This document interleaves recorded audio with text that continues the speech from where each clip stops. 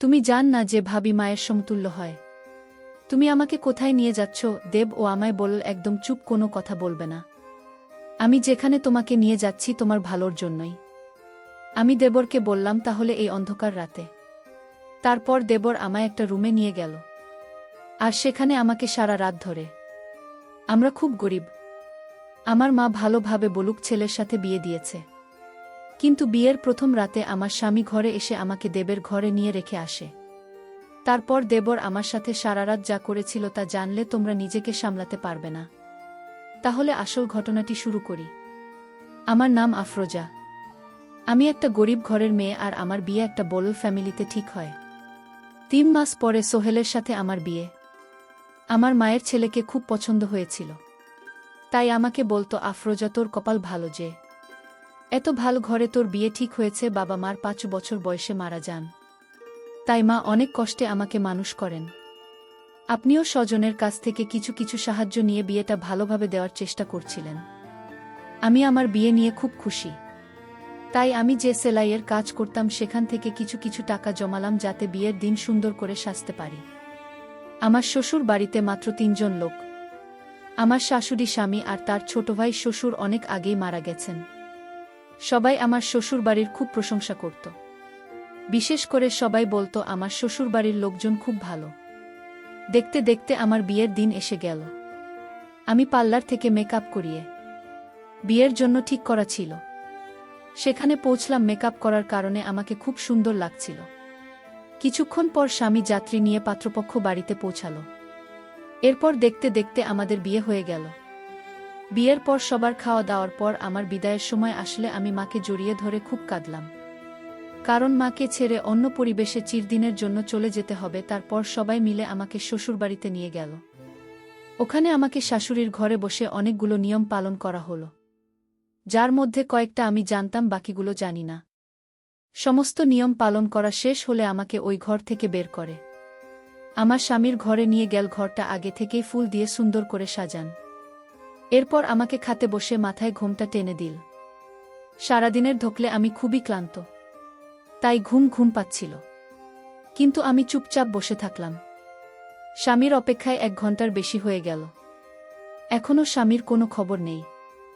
আর একটা তাদের ব্যাপার হলো, সারাদিনের আমার স্বামী আমার সাথে একবারও কথা বলেননি, এমনকি কারো সাথে কথা বলতেও শোনেনি। এইভাবে চুপচাপ বসে থাকতে থাকতে কখন যেন হঠাৎ দরজার আওয়াজে আমার ঘুম ভেঙে গেল। তাকে অবাক হয়ে দেখলাম ঘরের মধ্যে কেউ নেই।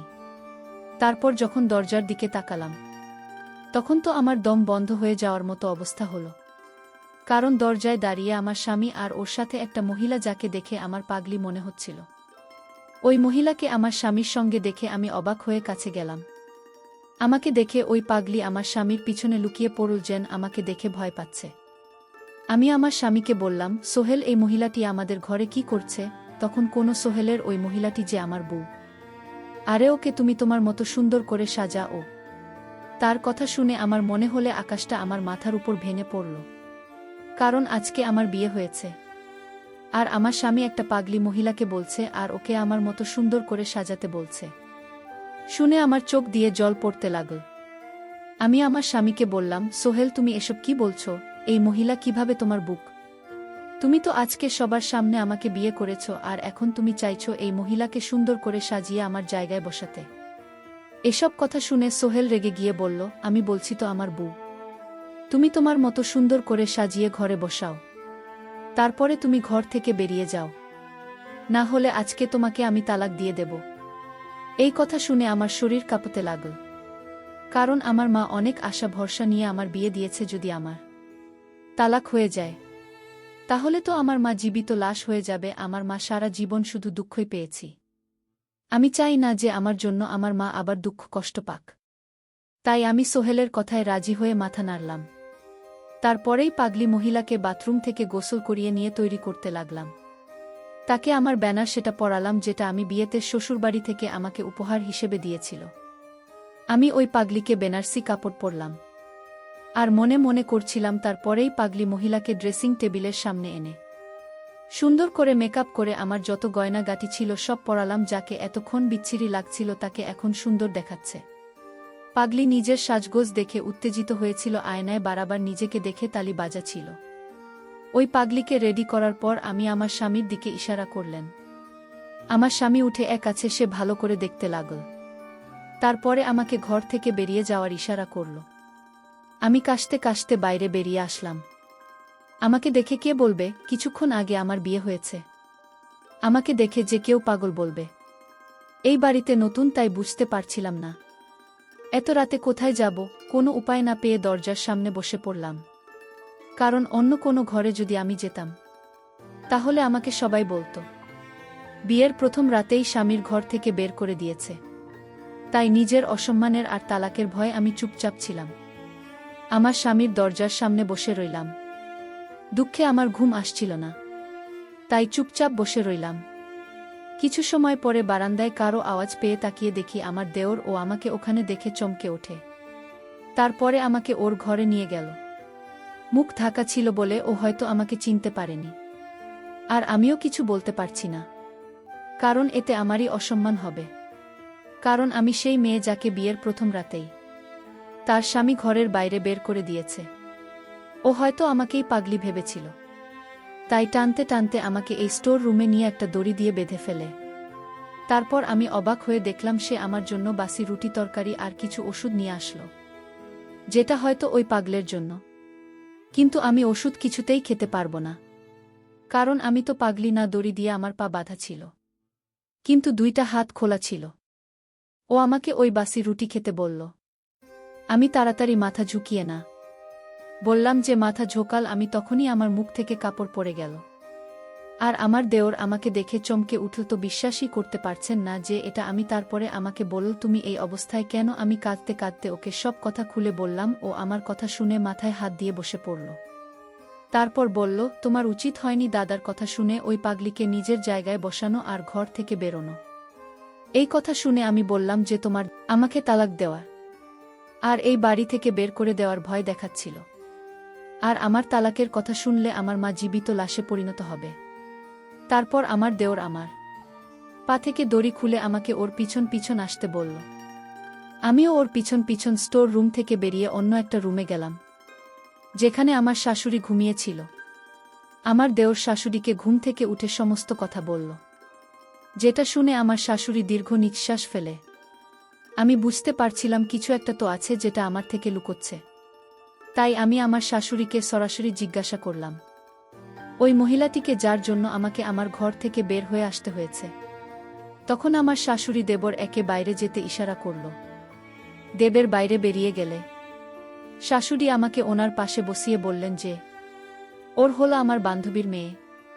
তোর ছোটবেলাতেই ওর বাবা মা মারা যায়, তাই আমি ওকেই বাড়িতে এনে নিজের মেয়ের মতো মানুষ করি।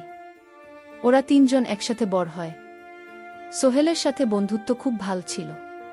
আমার শাশুড়ি আরও বললেন পাগলি মেয়ে, তার নাম সবিতা। ও বড় হলে আমার শাশুড়িকে বিয়ে দেওয়ার জন্য পাত্র দেখতে শুরু করলে সবিতা বলে যেও কাউকে ভালোবাসে তাকে বিয়ে করতে চায়। এটাতে আমার শাশুড়ি খুশি হয় আর নিজের ছেলের সাথে সবিতার বিয়ে ঠিক করেন। শাশুড়ি মনে মনে খুব খুশি হয়েছিল, কারণ উনি সবিতাকে খুব পছন্দ করতেন। কিন্তু যখন সবিতা শোনা যে সোহেলকে ভালোবাসে এবং বিয়ে করতে চায়, তখন সবিতা সরাসরি না বলে দেয়। আর এতে আসলে সোহেলের মন ভেঙে যায়, তাই ও ব্যবসার কাজে বাইরে চলে যায়। সবিতার এই কথা শুনে আমার শাশুড়ির খারাপ লাগলেও তিনি সবিতার বিয়ে ধুমধাম করে দেন। সোহেল এতটাই দুঃখ পেয়েছিল যে সবিতার বিয়েতেও আসেনি। সবিতার বিয়ের মাত্র 1 মাস পরে ফিরে আসে, কারণ ওখানে থেকেও কেমন পাগল হয়ে যাচ্ছিল। আর ওর স্বামীও সমস্ত গয়নাগাটি টাকা পয়সা নিয়ে পালিয়ে যায়। তারপরে আর তাকে খুঁজে পাওয়া যায়নি। পরে খোঁজ নিয়ে জানা যায় সবিতার সঙ্গে ছেলেটি অনলাইনে পরিচয়। তার মানে ছেলেটি একটা প্লট, যে টাকা পয়সার লোভে বিয়ে করেছিল সবিতা। এদিকে মা হতে চলেছে। এ কথা শুনে দুঃখে সবিতা পাগলের মতো আচরণ করতে শুরু করে। তারপরে যখন ওর বাচ্চা নষ্ট হয়ে যায়, তখন সুবিধা পুরোপুরি পাগল হয়ে যায়। এই কথা যখন সোহেল শুনে খুব তাড়াতাড়ি বাড়ি ফিরে সবিতার খেয়াল রাখতে শুরু করে। ও সবিতাকে ভালো ডাক্তার দেখায়, কিন্তু ডাক্তার বলেছিল হয়তো সবিতা পুরোপুরি ঠিক হবে না। একটা মাত্র সম্ভাবনা আছে, ওর সাথে যা হয়েছে তা যদি আবার রিপিট করা হয় তাহলে হয়তো ঠিক হতে পারে। এ কথা শুনে সোহেল ওকে বিয়ে করার জন্য ব্যস্ত হয়ে পড়ে। তখন আমার শাশুড়িকে নিজের দিদি দিয়ে কোনো রকমে ওকে আটকে রাখে। এইভাবে 1 বছর কেটে গেল, কিন্তু সবিতার কোনো উন্নতি দেখা গেল না। তাই আমার শাশুড়ির সোহেলকে বোঝাতে লাগলো সবিতা তখন 1 বছরও ঠিক হয়নি, তাহলে কি এমন গ্যারান্টি আছে যে ওর বিয়ের পরে ঠিক হয়ে যাবে? সবিতা খুব বেশি পাগলামি করত, আর ওর ধারে কাছে কেউ যেতে পারত না। তার কয়েকবার তো কামড়ানোর চেষ্টা করেছে, আর সুযোগ পেলেই বাড়ি থেকে পালিয়ে যেত। তাই আমরা ওকে দড়ি দিয়ে বেঁধে রাখতে বাধ্য হই। সোহেলের এত চেষ্টার 1 বছর পরেও সবিতা যখন ঠিক হলো না, তখন বাড়ির সবাই সোহেলকে বুঝিয়ে শুনিয়ে দিয়ে দিন। কারণ সবাই ভেবেছিল যে সোহেল বিয়ে করলে হয়তো ওর মন থেকে সবিতার প্রভাব কমে যাবে। আমার শাশুড়ি সবসময় চাইতো সোহেল যেন বিয়ে করে সুখী হতে পারে। কিন্তু সোহেল যে সবিতাকে পুরনো জীবনের কথা মনে করানোর জন্য সবিতাকে নিজের বাসর ঘরে নিয়ে গেছে, তারা কেউ জানত না। শাশুড়ির মুখ থেকে সমস্ত কথা শুনে আমার অবস্থা খুব খারাপ হতে লাগল। কারণ আমাকে এমন একটা ছেলের সঙ্গে দিয়ে দেওয়া হয়েছে যে আগে থেকেই অন্য কাউকে ভালোবাসে। হয়তো আমরা গরিব, তাই আমাদের সাথে এসব করা যায়, কারণ ওরা জানে আমরা কিছুই করতে পারব না। এইসব ভেবে ভিতরে ভিতরে কান্নায় আমার বুক ফেটে যাচ্ছিল। তখন আমার শাশুড়ি আমাকে নিয়ে আমার স্বামীর ঘরের দরজার সামনে এসে দরজা খুলে দেখতে পেলাম যে সবিতা নতুন শাড়ি গহনা পরে মেঝেতে শুয়ে আছে, আর সোহেল খাটের উপর বসে বসে কান্না করছে। সোহেল তার মাকে দেখেই আমার কাছে এসে মাকে জড়িয়ে ধরে কাঁদতে লাগল। কান্না থামলে আমার শাশুড়ি সোহেলকে বোঝাতে লাগল যে সোহেল আমার সাথে কি অন্যায় করেছে। এরপর সোহেল আমার দিকে মাথা নিচু করে দাঁড়িয়ে আমার কাছে ক্ষমা চাই। এরপর আমার শাশুড়ি ঘুমন্ত সবিতাকে ঘুম থেকে উঠিয়ে বুঝিয়ে শুনিয়ে নিজের সঙ্গে নিয়ে গেল। উনারা যাওয়ার পরেই সোহেল আমার কাছে আবার ক্ষমা চেয়ে আমাকে কারণ বোঝাতে লাগল, যেটা আমি আগে আমার শাশুড়ির কাছ থেকে শুনেছি। আমি বুঝতে পারলাম যে সোহেল বিয়ে করতে চাইতো না, যাতে সবই তার দেখাশোনা করে ঠিক করতে পারে এবং ওকে বিয়ে করতে পারে। কিন্তু বাড়ির সবাই জোর করে ওকে আমার সাথে বিয়ে দিয়ে দেয়। সোহেলের নিজের দুঃখ আমার সাথে শেয়ার করতে শুরু করলে আমি ওকে বললাম, আমি সবসময় তোমার পাশে আছি। আমার নিজের উপর বিশ্বাস ছিল যে আমি ওর মনে আমার জন্য জায়গা করে নিতে পারব। আর এইসব কথা না আমি আমার মাকে না অন্য কাউকে বলতে পারব। আমি ওই বাড়িতে সবিতার সাথে নিজের বোনের মতো ব্যবহার করতে শুরু করি। ওর খাওয়া দাওয়া দেখাশোনা করতে থাকি। ফলে বাড়ির সকলের সাথে সাথে সোহেলের মতো আমার জন্য জায়গা তৈরি হয়, যেটা আমার স্বামী আমার সঙ্গে মিষ্টি মিষ্টি কথা বলে বোঝার। কিন্তু সবিতার অবস্থার কোনো উন্নতি হয়নি। ওষুধ চেঞ্জ করেও দেখা হয়েছে, কিন্তু কোনো ফল পাওয়া যায়নি। কিন্তু তবু সোহেল চাইত না যেন ভালো হয়, তাই আমি দিনরাত পরিশ্রম করতাম। ওকে নিয়ে ডাক্তারের কাছে চেক আপ করাতে যেতাম, কিন্তু সবিতার অবস্থার কোনো উন্নতি হয়নি। ধীরে ধীরে সবই তার অবস্থা খারাপ হতে থাকে। এখন সারাদিন বিছানাতেই শুয়ে থাকে। তাই আমি সোহেলকে বললাম ওকে শহরের সবচেয়ে ভালো ডাক্তার দিয়ে চেক আপ করাতে। যখন আমরা সেই ডাক্তারের কাছে নিয়ে গিয়ে চেক আপ করাতাম, ডাক্তারের কথা শুনে আমরা সবাই হতাশ হয়ে গেলাম। কারণ ডাক্তার বলল সবই তার শরীরে ধীরে ধীরে কঠিন রোগের ছড়িয়ে পড়েছে। ওর জীবন আর কয়েকদিনের। কিন্তু আমরা হাল না ছেড়ে ওর চিকিৎসা করাতে লাগলাম। কিন্তু এত চিকিৎসা করেও কোনো ফল পাওয়া গেল না। আমার বিয়ের 6 মাসের মাথায় সঙ্গীতা সবাইকে দুঃখ দিয়ে এই পৃথিবী ছেড়ে চলে গেল। ওই ছেলেটার উপর আমার খুব রাগ হতো, যার কারণ এসবই তার এই অবস্থা। ওই ছেলে পৃথিবীর যেখানেই থাকুক না কেন জীবনে কখনো সুখী হতে পারবে না।